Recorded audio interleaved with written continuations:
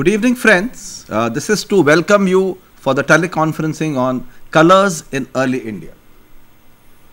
Colors, of course, is something which you are familiar with, the vividness which they bring out of our, nature, environment around us, and so on. We play a major festival of colors, that's Holi, and so on and so forth. Today we actually are focusing on something very specific. With me, I have two research scholars from the Faculty of History, Sanghmitra, who will be presenting her researches on nature of color in ancient India or early India, and Patru, who is from a background of archaeology, and he would be talking a little bit about what he has seen of colors in Ajanta paintings and so on. He has some kind of slides and photographs to show you, which we will be showing you in the due process. To the theme itself, let me start with a big one, that it was actually in the Enlightenment tradition, because we are talking about colors in the context of knowledge production today. I mean, what we are going to present you is a part of a process of knowledge production, that is research which is going on the nature of color in ancient India.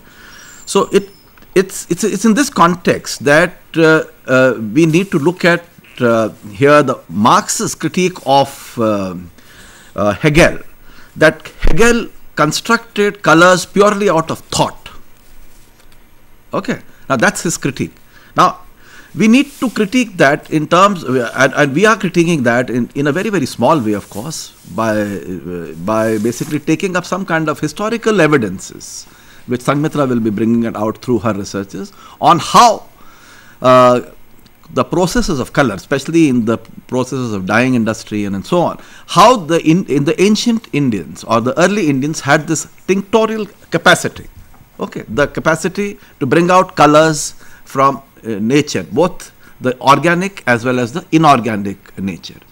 Now this placed the ancient industry or the early industry in a very peculiar kind of a relationship vis-a-vis both nature, that is environment, as well as industry. Okay. Now how did this process come about? What were the various social implications of this process? We will be getting to know from Sanghmitra.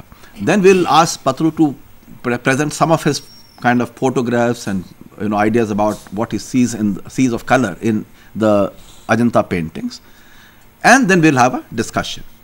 In the interim period, you can intervene at any point of time, raise your questions, raise your queries, raise your comments.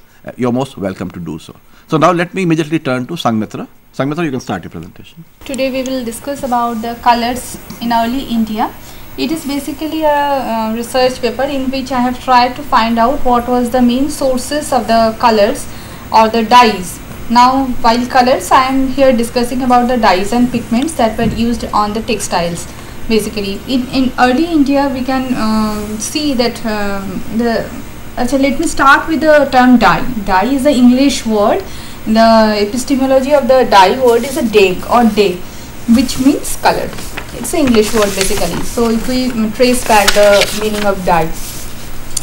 So in this research paper, what I have tried is to find out, I have pointed out certain basic colors or the primary colors which were used in early India. And the Indian master dyers, they were so efficient to exactly look at the tinctorial properties or the dyeing properties. If we see a flower, it is red in color. But how can you know that red color flower we can procure dye from that color or not? That is the quality the master dyers of India they have mastered through years, and they were very efficient to trace exactly those floras, faunas. So to find out that what was the tinctorial capacities of those floras and faunas.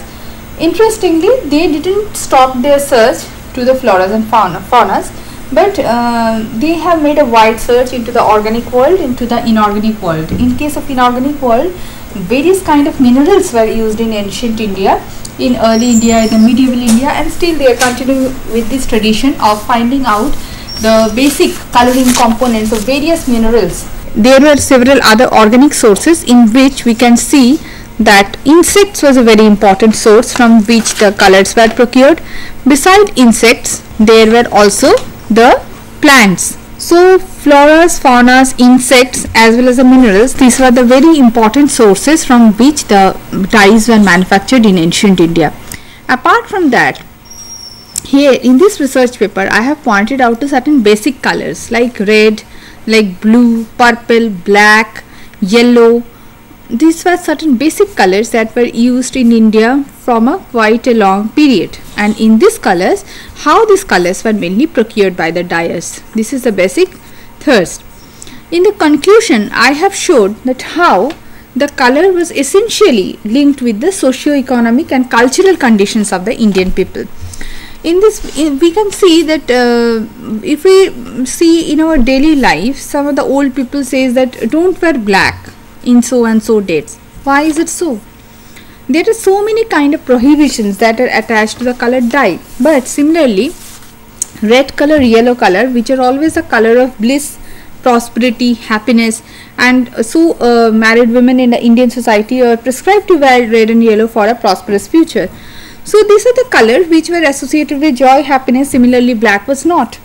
Similarly, if we go back to the 10th chapter of the Code of Manu, in this Code of Manu, we can see that there are certain kind of prohibitions which were attached to the indigo, use of indigo color and the purple color. Purple was basically procured from indigo or the Neela.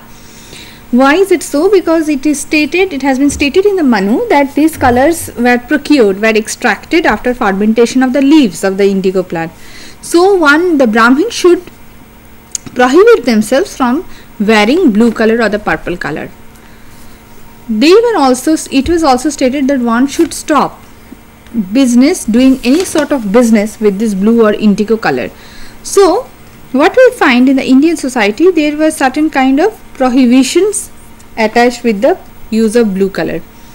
But very contrasting, in the Western world, we can see that purple or blue is the color of royalty. It is associated with divinity, royalty, or it's a pagan color. The Roman emperors were allowed to use purple while he is sitting on the throne. So it's a color of royalty.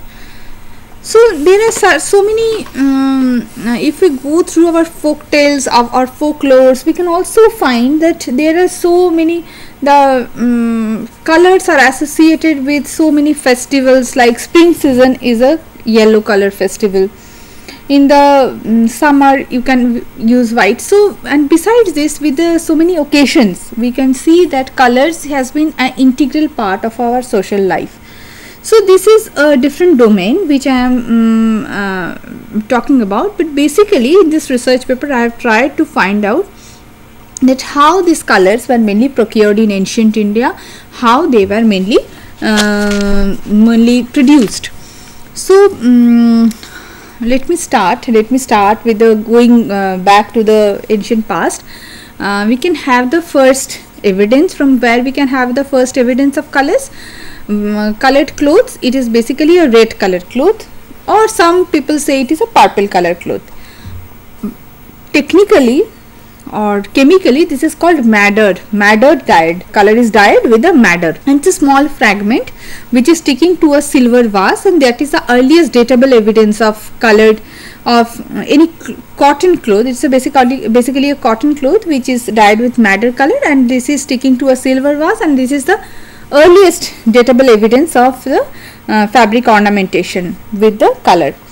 Like when we talk about fabric ornamentation, now we can ornament a cloth by several means. Dyeing is a method. Then another method is also painting, is a use of color only. But the dye or the use of dyes and pigments is a different zone, and the use of painting is a different zone. For painting, the painter is using his brush and pen on the medium, that is a cloth, and in this dyeing, that a thread are dyed, they are weaved, or otherwise the robe or the cloth is dyed in the color. So these are the two different things. Now let's see. This is the first. Now some scholars points out that maybe this cloth was dyed and it was preserved in a silver vase because of the fact that the silver has certain kind of metals which has helped that cloth to be preserved. Now, moving from Mohenjo-daro, in our lexicons we can find several references of dyed clothes, the clothes that were dyed with colors. Pigments, on the other hand, is mainly composed of inorganic matters insoluble in water, and that is applied by painting and by staining the material body. So that is the difference between dyes and pigments. If we see the dyes that are procured from organic and inorganic sources, through several techniques we are able to make certain colors out of it and we are putting it on the clothes. But the pigments are mainly inorganic substances that was insoluble in water and that are applied by the painters by his or her painting brush or by staining the material body. We know that from very early days Indian dyes where the dyes, pigments, this purple color, Neela was one of the very prized commodity in the trade. Like we have the maritime trade with the western world, we have the maritime trade and the overland trade with the China, Japan on one hand, and mainly with the west where there was huge demand of this purple color, blue color, red color, of which is mainly used in India. Why is it so? Because the Indian dyes were very good in quality in the sense that it won't fade. It's a very fast colors. So since they were fast colors, so they were used extensively in the by the western people, and so it is one of the important commodity of trade in the western world. So we find ample number of references in the classical texts. Classical writers are basically the writers who are coming from west to east in India, so they are having an ample number of references. Alexander, who came in 327 BC in India, has made references that though Indian people were basically wearing white clothes, but the Indian dyers were capable of making very colorful clothes, and that is expressed in the colorful turbans of India. Similarly, Megasthenes Indica also makes a similar kind of expression that Indians were mainly wearing white clothes, but colored clothes was in vogue. Now, coming to the Vedic period, in the Atharva Veda, we also find that 1000 BC to 500 BC, in the subsequent period, we find several terms like Kala or Ashigni or indigo, because black and purple was associated with the indigo. From indigo, you can procure both red, blue as well as black. So we find safflower, Manjishtha, Lodra, Haridra. These are all the terms which we find in the Atharva Veda. These are terms of colors. Terms of colors. Now, if we find the Apashtamba Shrauta Shutra, we also find the word Chitranta, that is the painted fabrics. In the Ramayana, Mahabharata also we come across various printed as well as the painted clothes. In the Kautilya's Arthashastra, we see that Arthashastra make mentions of 5 basic colors: red, yellow, white, blue and black. And we also find the Kumkuma or the saffron, the Neela, indigo, the creamy or the kirmis, the Gairika or the red ochre color, the Khanjana or the carbon black, that is the kajal we wear today. This kind of things which are mentioned in the Arthashastra. Pliny the Elder, he laments for the drain of wealth from Rome to India, because the Romans were very fond of Indian colors on their clothes. And also the periplus of the Erythraean Sea, and also later on by the Gupta period, Kalidasa in his Kumara Sambhava, in the Raghuvamsha, we find that he has depicted beautiful printed and painted clothes and beautifully depicted artistic excellence of tie-dyed clothes. In the Kalidasa's Raghuvamsha and Kumara Sambhava, we see that not only Kalidasa has mentioned that Indian dyers were capable of making various colored clothes, but also several patterns. But the patterns and patterns and the drawing motifs, these are different genres altogether. But now basically when we see the red colors, Now red color is a basic color in the Indian culture. Without this red color is one of the most important color, and now red color is associated with God. It is associated with God, mainly the mother goddesses. It is very much associated. Now red color is procured from plants, from various plants, like manjishtha is a very important source of this red color. Then the kampilaka, and now not only plants, we can procure red color from laksha or the lac, creamy or the kirmis, indragopa or the cochineal. These three are insects. What are these three insects? Laksha, creamy and indragopa or the cochineal. And the mineral products like the red ochre and the sindura. Like the first, we will discuss about the red colors that were procured from plant sources. Is the Rubia cordifolia is the scientific name of the manjishtha or the Indian madder. It is basically cultivated in the northern India, particularly in the Punjab province, and the plant root contains the organic compound. It's called alizarin, which produces the red color. So it is basically the root of the plant, which mainly contains a certain chemical alizarin, and which is a important coloring product. But this manjishtha, interestingly, as I was talking to you before, that all these plant products, the insects also, we find that in parallelly, not only they were dyes, but they were also the herbal medicines. They are used extensively in the herbal medicines, in the Ayurvedic medicines.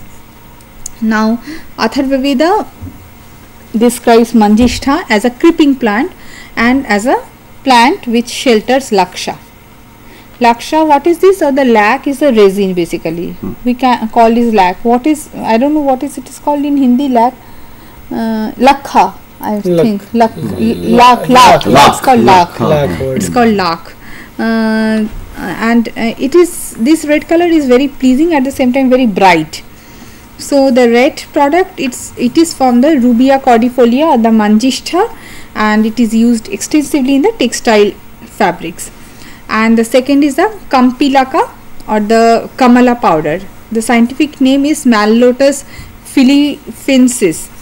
Now it is also a dye drug, used as dye as well as a Ayurvedic medicine, grown mainly in the northwestern provinces, but widely distributed as a evergreen tree throughout the tropical belt of India. It's a grainy powder or the rakta churnaka, which covers the plant body. So these are the two sources, plant sources, from which the red colors is produced. I have some photographs of this. So this is basically the manjishtha, which is grown in the Punjab province, and this is the root. The root of manjishtha. Yeah, from which the red color is. This is a dried root from which the red color is mainly procured. The next is the laksha or the lac. Now the Mackrindle is a classical writer. It's a Sanskrit is the laksha, or the lac is the English word, and the lak is the Hindi word for it. The Prakrit, it is called lakha. Now this interestingly, this laksha, we find it is also used primarily as a cosmetic in early India, on the nails, and like the nail polish we put today, and they used to put lac on the hands and the nails and feet. Kautilya refers lac as a varna dhatu. Greek also are using this lac. They were called as lacos, and it is one of the very important article that was exported from India, and it is found in the eastern African coasts, and it was coming from Barigaza, Ariaka, which is situated in the western coast of India, which were in those days it was coasts, port towns. And these lacs are basically grown taking the nourishment from the plant fluid. The female insect produces the resinous substance after its impregnation on the branches of the tree. So after the impregnation, these female insects, they basically secrete these resinous substances, and they get it deposited in the plants. So it is the lac or lac. Now the next important source of red color is the creamy or the kirmis. Interestingly, we find the kirmis from the medieval Indian literary sources, but at the same time the creamy is a word which we also getting in the early Indian sources, some of the lexicals. It was also a common red dyeing product in the Mesopotamian civilization, parallelly with the Indian culture. Now the Periplus of the Erythraean Sea identifies kirmis as a scarlet berry. So it is using the term scarlet berry, which breeds in the oak tree, and it produces the colors like scarlet, crimson and vermilion. So it suggests that the male kermes secretes its stored blood. Basically, it's the blood which it takes from the human being. It gets stored in its stomach, particularly and during the hatching time. These bloods are if we take out these insects, we can use we can get a red color, and that is used in dyeing of the clothes.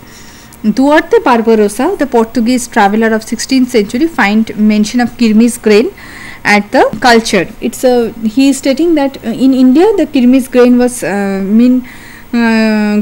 produced in the places near Baroda in western India and Pulicat in southern India. Now next comes the cochineal insect. The insect is cochineal or the Indragopa. It is not only used as a red color for dyeing but also as a food color. So it's a bright red color or the scarlet color, and it is mainly lived on the cactus plant, and it takes the nutrients from the plant moisture, and during the hatching of the female body this dye can be extracted. So it is also very popular in the western countries, mainly in the West Indies, in the Mexico, in the Russia. This cochineal is very common. And interestingly, I was telling that the Coca-Cola company, even once when it started with the use of cochineal color as a food color for the red color tinge. Yeah. And next is there are certain flowers in India like the safflower and also the saffron, which we use as a yellow colors, but it is used as a yellow color in rest of the world, but Indian dyers use the safflower and the saffron flower as the red coloring flowers. Nice. Because you can procure both red color as well as yellow color from the safflower and the saffron. So they have the tinctorial properties both of two colors, one is red, another is yellow. Though yellow is extracted from safflower and saffron in the other parts of the world, but Indian dyers, they mainly procure red color from these two flowers. So another is the red sandalwood. Red sandalwood is we have a huge forest of red sandalwood in the state of Andhra Pradesh, Karnataka. So from the root of the red sandalwood we can procure red color, and yellow color, as we know, it's the turmeric. From the turmeric we can procure. So I have some photographs. It would have been interesting if we could show this photograph. This is the indigo flower. From Nila, basically the leaves from which the colors are extracted. This is the red color producing plant. This is the insects which is sticking on the leaves. This is again the insects which I was talking about, the kirmisi, the cochineal insects. This is again this red color insects. This is the red sandalwood. This is a red sandalwood tree. This is the Rubia cordifolia, red color producing. This is saffron. Saffron is a purple color flower with 4 stamen of yellow color. From the first extract you can have this yellow color, the second extract you can have the red color. This is the saffron flower with the stigmas are basically the saffrons. One plant can have maximum 4 flowers. This is the safflower. This is the safflower with the 2 tinctorial properties. This is the cochineal with the red tinge. The insects. This is also the cochineal insects. This is a cochineal insect. This is a yellow. This is the turmeric basically. Yeah.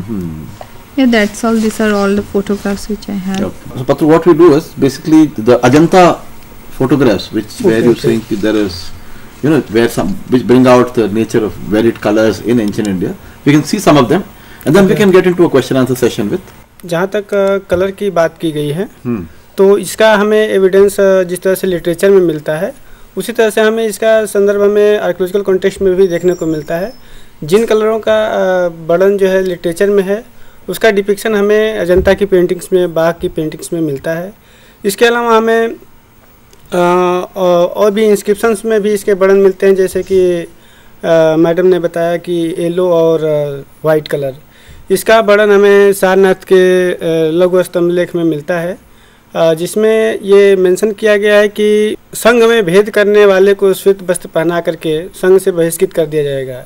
Means that time वो लोग जो है श्वेत वस्त्र को जो है बहिष्कृत के तौर पे उसको मानते थे, और भिक्षु जो है पीले वस्त्र धारण करते थे, जो परंपरा आज भी कंटिन्यू कर रही है। दूसरा वर्णन हमें इंस्क्रिप्शन में, मंदसौर के इंस्क्रिप्शन में भी मिलता है, जहाँ रेशम के कपड़े की बुनाई करने और उसके इंपोर्ट करने का वर्णन मिलता है। उसके अलावा हमें आर्कियोलॉजिकल एविडेंस हमें एक्सकेवेशन से भी मिलते हैं, जिसमें एनबीपी पीरियड के जो है कुछ साइट्स में जो है हमें अंजन शलाकाएँ मिली हैं, जो कि ब्लैक जिसको कि ब्लैक डाई यानी काजल का एविडेंस उसमें मिलता है, जो कि उसमें जो एंटीमनी रॉड है उसमें सूट मार्क्स पाए गए हैं। तो इस आधार पर आर्कियोलॉजिस्टों का एक मानना है कि जो सूट मार्क्स हैं वो काजल के एविडेंस हैं, यानी ब्लू डाई के एविडेंस हैं। इसके अलावा सबसे महत्वपूर्ण हमें अजंता और बाघ की पेंटिंग्स में उसके डिपिक्शन मिलते हैं, जिस तरह से उस पीरियड के लोग कपड़े भी जो पहनते थे उस पर जो कैसे कलरिंग किया गया है, इसका हमें उसकी पेंटिंग्स में मिलता है। इसके लिए हम स्लाइड शो के माध्यम से बताना चाहेंगे। ये अजंता की पेंटिंग्स है, जिसमें रेड कलर जो है, इसमें जो है रेड कलर का कैसे डिपिक्शन किया गया है, इसमें उसके क्लोथ पे डिपिक्शन है। इसके अलावा नेक्स्ट यहाँ पे ब्लैक कलर का यूज किया गया है, ब्लैक और ब्लू इसके क्लोथ में हम दे सकते हैं। नेक्स्ट यहाँ पे वाइट कलर का भी यूज किया गया है, और वाइट के साथ साथ ब्लू का भी डिपिक्शन है। इसमें यहाँ पे ग्रीन कलर का यूज दिखाया गया है इस पेंटिंग्स में, कि ग्रीन कलर के क्लोथ कपड़े पे जो है डिपिक्शन करते थे। इसका मतलब ये है कि जो तत्कालीन समाज में जो लोग पहनावा पहनते थे उसका डिपिक्शन यहाँ पे मिल रहा है, यानी इन डाइज का प्रयोग जो है, इन कलर्स का यूज जो है उस समय को कपड़े पे किया जाता था। जैसे यहाँ पे एक टर्बन है प्रिंसेस के हेड में, वहाँ पे ब्लैक और वाइट का प्रयोग किया गया। इसमें ये बुद्धाज फिगर्स हैं, 3 तरह के कलर्स दिख रहे हैं। वाइट कलर सबसे फर्स्ट में है, बीच में ग्रीन और लास्ट में ऑरेंज है फर्स्ट रो में। उसके नीचे हमें ब्लैक और रेड कलर्स का डिपिक्शन मिल रहा है। यहाँ पे येलो कलर का है डिपिक्शन। यहाँ पे क्लोज तो नहीं है, ये एलिफेंट का मेन फिगर है।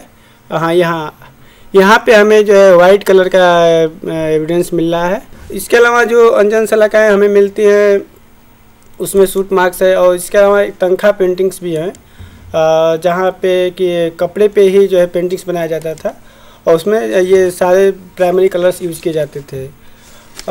इसके अलावा हमें टेराकोटा फिगर्स पे भी बहुत सारे कलर एविडेंस मिले हैं।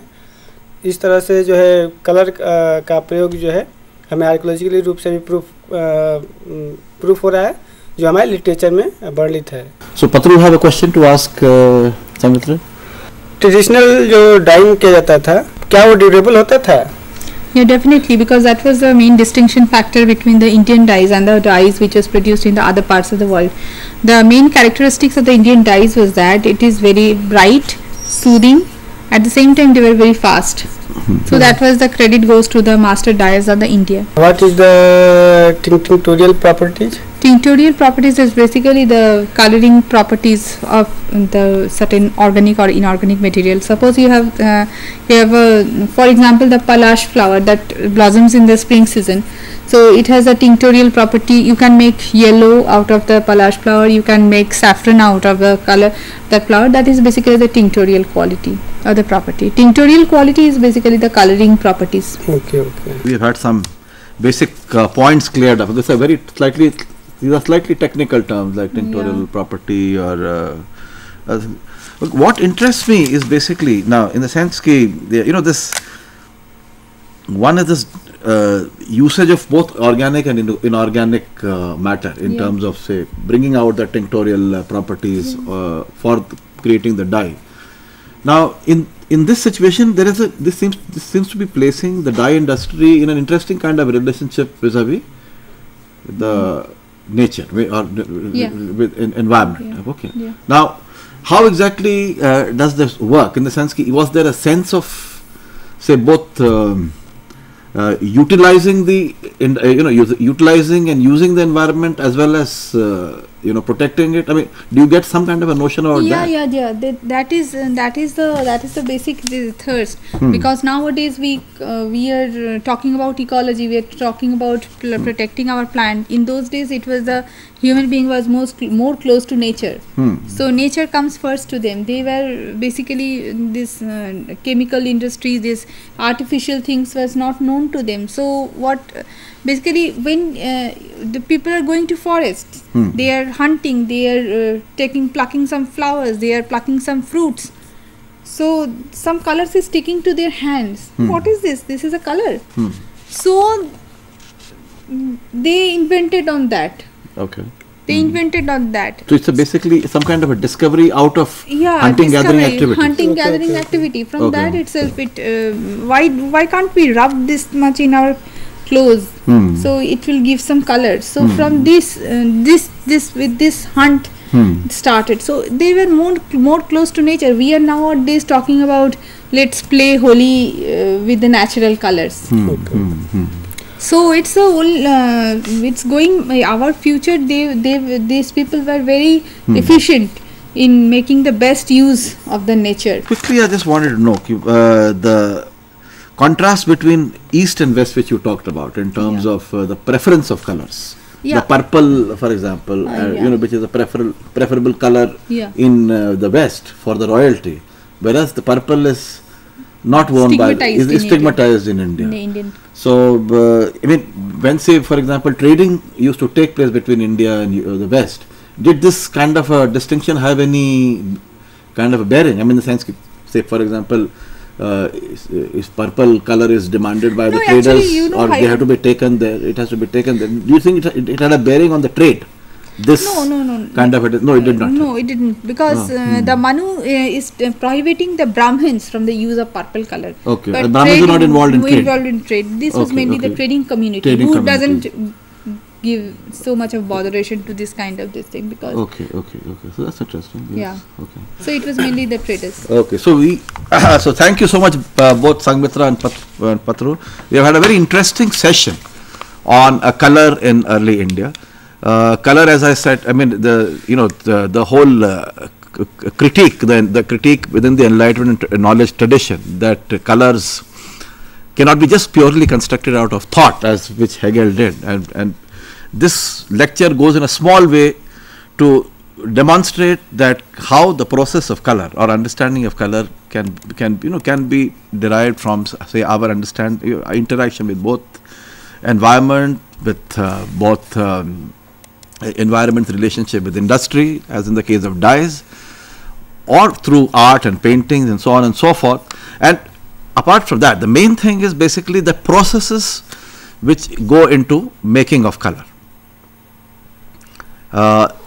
This demonstration goes in a very small way. Of course, obviously, the whole argument of Hegel about pure thought is a very big one, and we are obviously not going all out to critique it all at once, but we are trying to just demonstrate on the ground at a certain level that there is in the historical evidences there are evidences of how color was looked at, how color was used, how color was used in industry, how color was used in say paintings and so on and so forth, and that gives us an insight into the phenomenon that obviously color cannot be constructed out of thought, or theory of color cannot be constructed purely out of thought. On that note, we end this discussion. Thank you.